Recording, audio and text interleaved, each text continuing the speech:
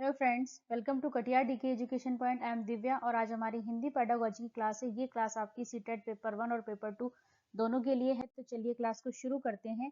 पहला क्वेश्चन है आपकी स्क्रीन पर, भाषा कक्ष में समावेशी वातावरण का निर्माण करने के लिए जरूरी है कि। अब आपको ये बताना है कि जो भाषा की कक्षा है उसमें समावेशी वातावरण का निर्माण करने के लिए क्या जरूरी है। पहला ऑप्शन है बच्चों की सभी आवश्यकताओं को पूर्ण किया जाए। दूसरा, बच्चों को विविध दृश्य श्रव्य सामग्री उपलब्ध कराई जाए। तीसरा, बच्चों के प्रति अति उदारवादी दृष्टिकोण रखा जाए।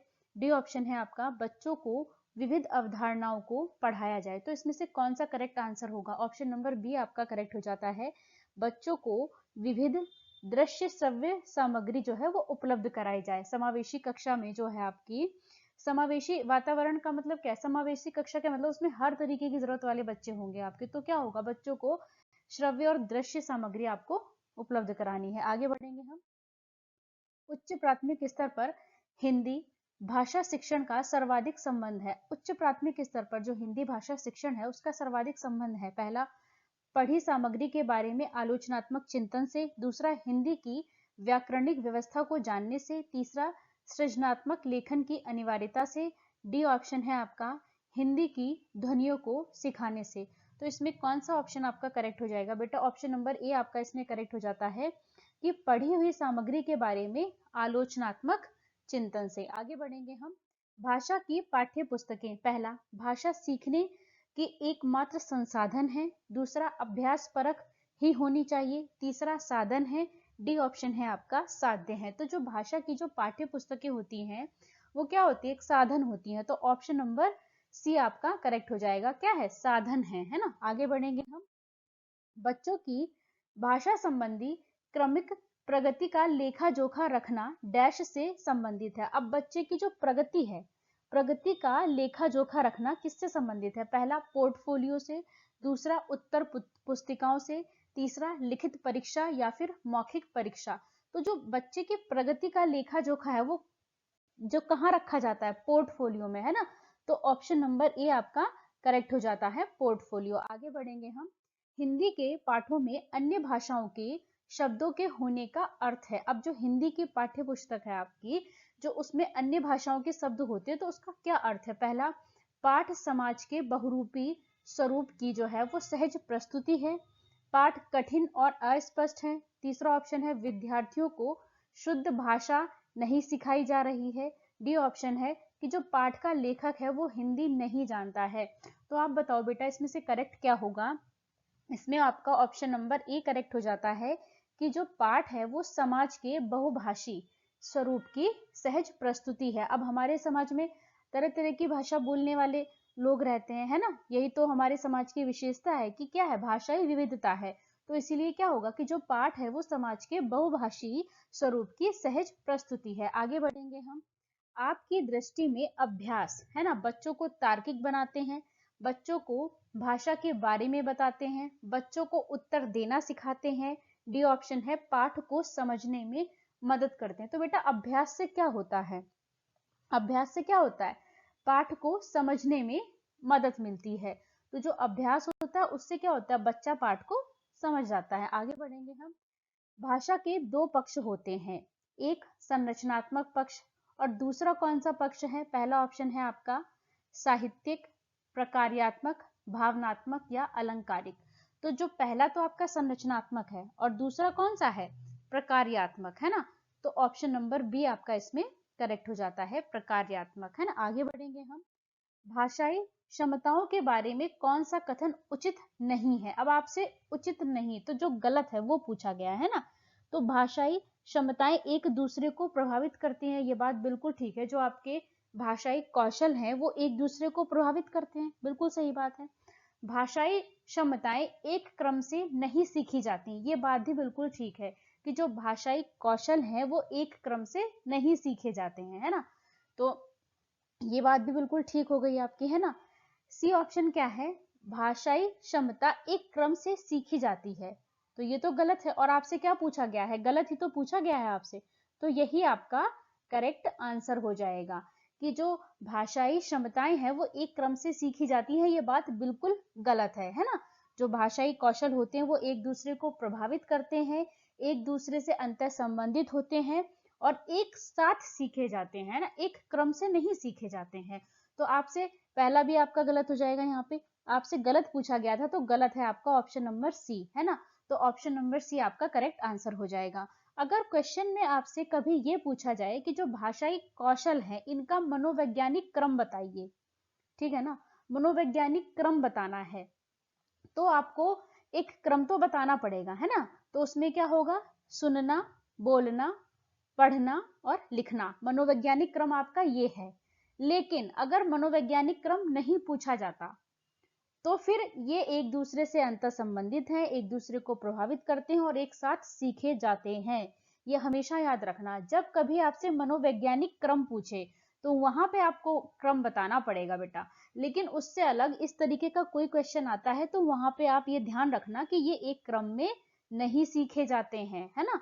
ये बात ध्यान रखने वाली है। तो कहीं भी आपको ऐसा दिख जाए कि भाषाई कौशल जो है एक क्रम से सीखे जाते हैं तो वो हमेशा गलत होगा आपका, है ना। और जब मनोवैज्ञानिक क्रम पूछा जाए तो मनोवैज्ञानिक क्रम आपको बताना पड़ेगा, पहले सुनना, फिर बोलना, है ना, फिर पढ़ना और उसके बाद लिखना। इस तरीके का क्वेश्चन एक आगे मैंने लगाया हुआ है ना, तो आपको ज्यादा समझ में आएगा उस क्वेश्चन को देख के। तो यहाँ पे क्या होगा, ऑप्शन नंबर सी आपका करेक्ट हो जाएगा। आगे बढ़ेंगे हम। उस युक्ति का चयन कीजिए जो नीचे दिए गए उदाहरण से मेल खाती है। मैं भाषा पर ध्यान केंद्रित रखती हूँ, मैं इस बात का पूरा ध्यान रखती हूँ कि यह सही हो। तो ये क्या है, परभाषा व्यवहार है, याद करना है, पुनरावृत्ति करना है या स्वयं निरीक्षण है। तो बेटा इसमें क्या कर रही है कि जब वो अपने लिए तो कह रही है ना कि मैं भाषा पर ध्यान केंद्रित रखती हूँ और मैं पूरा ध्यान रखती हूँ कि ये सही हो, तो वो क्या है, स्वयं निरीक्षण है ना, स्वयं निरीक्षण होगा। ऑप्शन नंबर डी आपका करेक्ट हो जाएगा। आगे बढ़ेंगे हम। कक्षा 8 की अध्यापिका एक पाठ्य सामग्री के 5 वाक्यों को 2 बार अंग्रेजी में पढ़ती है और शिक्षार्थियों को ध्यानपूर्वक सुनने के लिए कहती है। इसके बाद वह शिक्षार्थियों को 4-4 के समूह में काम करने के लिए कहती है कि वे पढ़ी गई पाठ्य सामग्री का पुनर्लेखन करें जो एकदम मूल जैसा ना हो, मतलब जो उन्होंने पहले पढ़ा उसके जैसा ना हो। इस गतिविधि को क्या कहेंगे, श्रवण कार्य, लेखन कार्य, अनुच्छेद, श्रुतलेख या फिर सामूहिक श्रुतलेख। तो इसमें ऑप्शन नंबर सी आपका करेक्ट हो जाएगा। ये क्या है आपका, अनुच्छेद श्रुतलेख है ना। आगे बढ़ेंगे हम। भाषा के बारे में कौन सा कथन उचित है। भाषा व्याकरण का अनुसरण करती है, भाषा और बोली में कभी भी कोई संबंध नहीं होता है, भाषा अनिवार्यता लिखित होती है, भाषा एक नियमबद्ध व्यवस्था है। तो ये बात आपकी बिल्कुल ठीक है कि जो भाषा है वो एक नियमबद्ध व्यवस्था है। ऑप्शन नंबर डी आपका इसमें करेक्ट हो जाएगा। आगे बढ़ेंगे हम। मौखिक अभिव्यक्ति के रूप हैं, पहला औपचारिक, दूसरा वर्णन, तीसरा अनौपचारिक या फिर उपयुक्त सभी। तो मौखिक अभिव्यक्ति के जो रूप हैं वो तो सभी है ना, औपचारिक भी होता है, वर्णन भी होता है, अनौपचारिक भी होता है। आप औपचारिक कब होते हैं, जब आप अपनी टीचर से बात करते हैं, है ना। आप स्कूल में जब अपनी टीचर के साथ बात करते हैं तो वो क्या होता है, औपचारिक होता है। वर्णन, आप किसी चीज का वर्णन कर रहे हैं, आप किसी चीज के बारे में बता रहे हैं। अनौपचारिक क्या होता है, जब आप अपने दोस्तों के साथ बातचीत करते हो तो क्या होती है, अनौपचारिक होती है। तो ये तो सारे ही सही है, तो क्या होगा इसका, ऑप्शन नंबर डी आपका करेक्ट हो जाएगा, उपयुक्त सभी। आगे बढ़ेंगे हम। कक्षा 1 के बच्चों का गृह कार्य जांचते समय आप पाते हैं कि कुछ बच्चों के अक्षरों की बनावट जो है वो टेढ़ी मेढ़ी है। तो अब आप ऐसी स्थिति में क्या करेंगे, आप एक टीचर हैं तो आप क्या करेंगे, पहला उन्हें स्वयं ही सुधार करने के लिए समय देंगे, कि मतलब आपको सुधार करना है, बच्चे स्वयं ही सुधार कर लेंगे, बस हम उन्हें समय दे देंगे, ऐसा करेंगे। उनकी लिखाई की निंदा करेंगे या उन्हें पुनः लिख कर लाने के लिए कहेंगे। डी ऑप्शन है, उन्हें सीधी रेखा में लिखकर दिखाएंगे। तो इसमें से जो बेस्ट ऑप्शन है कि आप क्या करेंगे, आप बच्चे को सीधी रेखा में लिखकर दिखाएंगे, है ना। ना ही तो आप उसे उसकी निंदा करेंगे, ना ही उसे पुनः लिख कर लाने के लिए कहेंगे, और ना ही आप ये सोच लेंगे कि स्वयं ही सुधार कर लेगा, बस कुछ समय दे दो, ऐसा भी नहीं करेंगे। हम क्या करेंगे, हम उसे सीधी रेखा में लिख करके दिखाएंगे। तो ऑप्शन नंबर डी आपका करेक्ट हो जाता है। आगे बढ़ेंगे। कक्षा में कुछ बच्चे लिखते समय वर्तनी संबंधी त्रुटियां करते हैं, एक भाषा शिक्षक के रूप में आप क्या करेंगे। पहला, शब्दों का सही रूप लिखते हुए बच्चों को दोनों तरह के शब्दों का अवलोकन करके अंतर पहचानने का अवसर देंगे। दूसरा, उन्हें सख्त निर्देश देंगे कि वे आगे से गलती ना करें। देखो, बच्चे को आप सख्त निर्देश नहीं दे सकते, है ना, बच्चे के साथ आप ऐसा नहीं कर सकते। तो बी ऑप्शन तो आपका बिल्कुल गलत हो जाता है। सी क्या है, उनकी त्रुटियों पर बिल्कुल ध्यान नहीं देंगे, तो ये भी गलत है। डी क्या है, उनसे शब्दों को 20 बार लिखने के लिए कहेंगे, हम ऐसा भी नहीं करेंगे, ये भी गलत है। तो बी सी डी तो आपका गलत हो जाता है। तो ऑप्शन नंबर ए आपका करेक्ट होगा। क्या है ये, कि बच्चों को जो है शब्दों का सही रूप लिखते हुए बच्चों को दोनों तरह के शब्दों का अवलोकन करके अंतर पहचानने का अवसर देंगे। आगे बढ़ेंगे हम। निदानात्मक परीक्षण की सफलता निर्भर करती है। अब ये जो निदानात्मक परीक्षण है, इसकी सफलता किस पर निर्भर करती है? पहला, शिक्षण अधिगम के समय और अंतराल पर, है ना। दूसरा, व्याकरण के नियमों पर। तीसरा, निदानात्मक शिक्षण तथा सामग्री पर। डी ऑप्शन है, अधिगम के पिछड़ेपन के कारणों को पहचानने पर। तो आप बताइए, निदानात्मक परीक्षण की सफलता किस पर निर्भर करती है? तो ऑप्शन नंबर डी आपका करेक्ट हो जाता है कि अधिगम में पिछड़ेपन के जो कारण हैं उनको पहचानने पर। ऑप्शन नंबर डी करेक्ट होगा। आगे बढ़ते हैं। निम्नलिखित में से कौन सा कथन सत्य नहीं है? अब आपसे जो गलत है वो पूछा गया है ना। पहला, आकलन बच्चे की खूबियों, आवश्यकताओं, रुचियों और प्राथमिकताओं की पहचान करने में मदद करता है। आकलन से आप बच्चे की खूबियां जान सकते हैं, उसकी आवश्यकताएं क्या हैं, उसकी रुचियां क्या हैं और उसकी प्राथमिकताएं क्या, इसकी पहचान कर सकते हैं। आकलन बच्चे के निष्पादन की संभावनाओं को बढ़ाता है और मध्यवर्तन के माध्यम से आधारभूत सहयोग प्रदान करता है। तीसरा, आकलन शिक्षार्थियों के निष्पादन का कक्षा में परस्पर एक दूसरे के साथ तुलना करने में मदद करता है। डी ऑप्शन है आपका, आकलन सीखने संबंधी रिक्तियों तथा सीखने संबंधी कठिनाइयों की शुरुआती पहचान करने में मदद करता है। अब आप बताइए कि कौन सा सही नहीं है, जो गलत है आपको वो बताना है। तो इसमें कौन सा ऑप्शन आपका गलत हो जाता है कि आकलन, देखो कभी भी तुलना नहीं करनी हमें, है ना। तो यहाँ पे क्या है कि तुलना करने में मदद करता है। आकलन शिक्षार्थियों के निष्पादन का कक्षा में परस्पर एक दूसरे के साथ तुलना करने में मदद करता है। तो आपसे तुलना नहीं करनी है हमें, तो आपसे गलत पूछा गया था, यही गलत है, तो यही आपका करेक्ट आंसर हो जाएगा। कभी भी आप बच्चों की आपस में एक दूसरे के साथ तुलना नहीं करेंगे, है ना। तो आपका गलत है सी ऑप्शन, तो यही आपका करेक्ट होगा। आगे बढ़ेंगे हम। भाषा के संबंध में कौन सा कथन सही नहीं है? भारत की भाषिक विविधता एक जटिल चुनौती है। बहुभाषिकता बच्चे की अस्मिता का जो है निर्माण करती है। तीसरा, भाषाएं आपस में संवाद करती हैं, है ना। डी ऑप्शन क्या है, भाषागत विविधता एक समस्या है। तो आपसे क्या पूछा गया है, जो सही नहीं है, यानी कि जो गलत है वो बताना है। तो बेटा, क्या जो भाषाई विविधता है क्या वो एक समस्या है? नहीं, भाषाई विविधता समस्या नहीं है। तो क्या है ये, ऑप्शन नंबर डी ही आपका गलत है और आपसे गलत पूछा गया था, तो यही आपका करेक्ट आंसर हो जाएगा। जो भाषाई विविधता है उसको हम एक संसाधन की तरह इस्तेमाल करते हैं। अगर आपकी क्लास में अनेक भाषाओं को बोलने वाले बच्चे हैं तो क्या होता है, आपको उनकी मातृभाषा का सम्मान करना चाहिए और उन्हें उनकी भाषा में बात करने के अवसर देने चाहिए, ताकि दूसरे बच्चे उनकी भाषा को सीख सके, है ना। तो जो भाषाई विविधता है वो एक समस्या नहीं है, वो क्या है, एक संसाधन है। आगे बढ़ेंगे हम।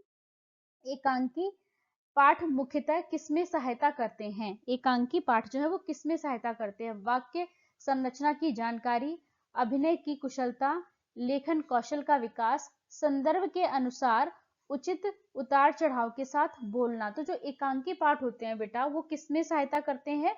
संदर्भ के अनुसार उचित उतार चढ़ाव के साथ बोलने में वो सहायता करते हैं। ऑप्शन नंबर डी आपका बिल्कुल करेक्ट हो जाता है। आगे बढ़ेंगे। निम्नलिखित में से कौन सा मौन पठन का महत्व नहीं है? अब आपसे ये बताना है कि इसमें देखो आपसे गलत पूछा गया है, तो ये ध्यान रखना है आपको।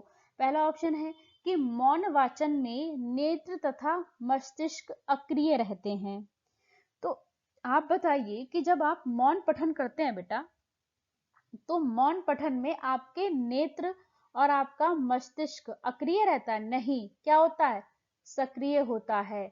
जब आप मौन पठन करते हैं तो उसमें आपका नेत्र और मस्तिष्क क्या है, वो सक्रिय रहता है। तो यही गलत है आपसे, और आपसे गलत पूछा गया था, तो यही आपका करेक्ट आंसर हो जाएगा। ऑप्शन नंबर ए आपका गलत है ना। जब आप मौन पठन करते हैं तो आपका नेत्र और मस्तिष्क सबसे ज्यादा सक्रिय रहता है ना। आगे के ऑप्शन पढ़ते हैं। मौन वाचन में थकान कम होती है क्योंकि इसमें वाग्य यंत्रों पर जोर नहीं पड़ता। मौन वाचन अवकाश का सदुपयोग करता है। मौन वाचन के समय पाठक एकाग्रचित्त होकर ध्यान केंद्रित करके पढ़ता है।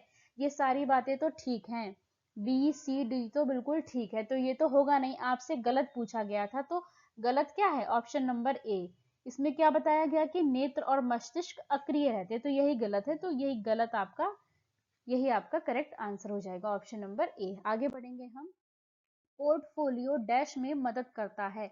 अब पोर्टफोलियो किस में मदद करता है, बच्चे को भय मुक्त वातावरण देने में। क्या पोर्टफोलियो से बच्चे को भय मुक्त वातावरण दिया जाता है, इसमें मदद करता है? नहीं, तो पहला ऑप्शन तो आपका गलत हो गया। दूसरा, समस्त क्षमताओं की जानकारी देने में। तीसरा, क्रमिक प्रगति का आकलन करने में। डी ऑप्शन है कार्य को संचित करने में। तो जब पोर्टफोलियो होता है बेटा, वो बच्चे की क्रमिक प्रगति का आकलन करने में मदद करता है। ऑप्शन नंबर सी आपका करेक्ट हो जाएगा कि पोर्टफोलियो से, जो पोर्टफोलियो है उसमें क्या होता है, एक पोर्टफोलियो में जो बच्चे की प्रगति का आकलन करने में हमें मदद करता है। आगे बढ़ेंगे हम।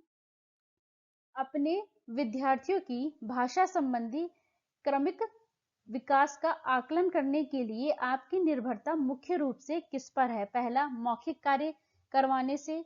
दूसरा, गृह कार्य के उत्तर पुस्तिकाओं के अवलोकन पर। तीसरा, कक्षा कार्य के अवलोकन पर, या फिर पोर्टफोलियो के अवलोकन पर। तो जो भाषा संबंधी क्रमिक विकास है उसका आकलन करने के लिए आपकी निर्भरता किस पर होनी चाहिए सबसे ज्यादा? तो इसमें आपका ऑप्शन नंबर डी करेक्ट हो जाएगा, पोर्टफोलियो के अवलोकन पर, है ना। ऑप्शन नंबर डी आपका करेक्ट हो जाएगा। आगे बढ़ेंगे हम। श्रव्य एवं लिखित सामग्री के संरचनात्मक और व्याकरणिक तत्वों का प्रत्यक्ष अध्यापन। दूसरा, श्रव्य और लिखित सामग्री के विद्यार्थियों के प्रयोग हेतु सामाजिक और सांस्कृतिक संदर्भों से जोड़ना। तीसरा, कार्य की इस प्रकार की अभिकल्पना करना जो समूची सामग्री के संदर्भ में कौशलों के विकास पर केंद्रित हो। निम्नलिखित में से ऊपर बताए गए कथन जो है वो किस सिद्धांत पर आधारित है? तो आप बताइए इसमें से वो किस पर आधारित है? पहला, सामग्री आधारित निर्देशन है। दूसरा, प्राकृतिक उपागम है। तीसरा, मौन तरीका है, या फिर कार्य आधारित भाषा शिक्षण है। तो ये जो ऊपर आपके 3 स्टेटमेंट दिए गए हैं ये सामग्री आधारित निर्देश हैं। तो ये कौन से सिद्धांत पर आधारित है? सामग्री आधारित निर्देश। तो ऑप्शन नंबर ए आपका बिल्कुल करेक्ट हो जाता है। आगे बढ़ेंगे हम। भाषा सीखने के कौशलों का सही क्रम। अभी मैंने बताया था ना कि जब आपसे क्रम पूछा जाए, मनोवैज्ञानिक क्रम, तो आपको अब इन ऑप्शंस में आपको सिर्फ क्रम ही तो दिया गया है ना, और तो कोई अलग से ऑप्शन नहीं आया ना। कहीं ये नहीं लिखा हुआ है कि वो एक दूसरे से संबंधित हैं, एक क्रम में नहीं सीखे जाते, ऐसा कुछ नहीं लिखा गया। यहाँ क्या पूछा गया है? क्रम। तो जब भी आपसे मनोवैज्ञानिक क्रम पूछा जाए तो मनोवैज्ञानिक क्रम आपका क्या है? सुनना, बोलना, पढ़ना और लिखना।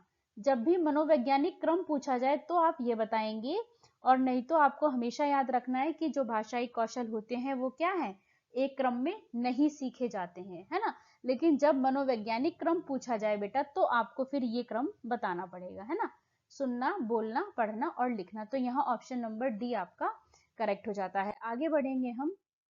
हिंदी भाषा शिक्षक का यह प्रयास होना चाहिए कि वे, पहला, बच्चों की भाषा संबंधी सहज रचनात्मक शक्ति को बढ़ने का अवसर दे। दूसरा, बच्चों की मातृभाषा के स्थान पर हिंदी भाषा को ही कक्षा में स्थान दे। तो बी ऑप्शन तो आपका देखो बिल्कुल गलत है।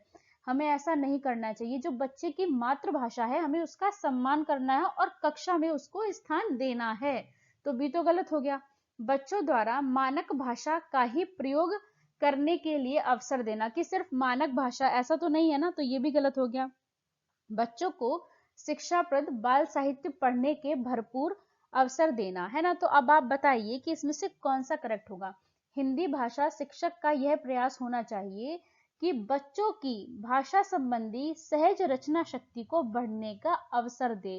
तो ऑप्शन नंबर ए आपका बिल्कुल करेक्ट हो जाता है यहाँ पर कि जो बच्चों की भाषा संबंधी रचना शक्ति है उसको बढ़ने में मदद करनी चाहिए एक भाषा के शिक्षक को। ऑप्शन नंबर ए आपका करेक्ट हो जाता है। आगे बढ़ेंगे हम।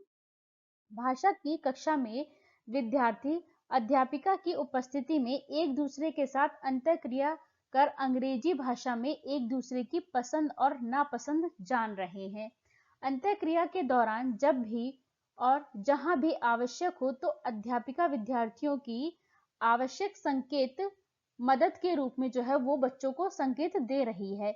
यहाँ समस्त शिक्षण अधिगम प्रक्रिया अधिगम के किस सिद्धांत को प्रतिबिंबित कर रही है? पहला व्यवहारवाद, दूसरा संज्ञानात्मक संकेत, अंतःक्रियात्मक और सामाजिक सांस्कृतिक। तो यहाँ पर क्या होगा, कौन सा सिद्धांत है ये? अंतःक्रियात्मक सिद्धांत को वो प्रतिबिंबित कर रही है। तो ऑप्शन नंबर सी आपका बिल्कुल करेक्ट हो जाता है। वीडियो अच्छी लगे तो लाइक करें, शेयर करें, चैनल को सब्सक्राइब करें। Thanks for watching this video.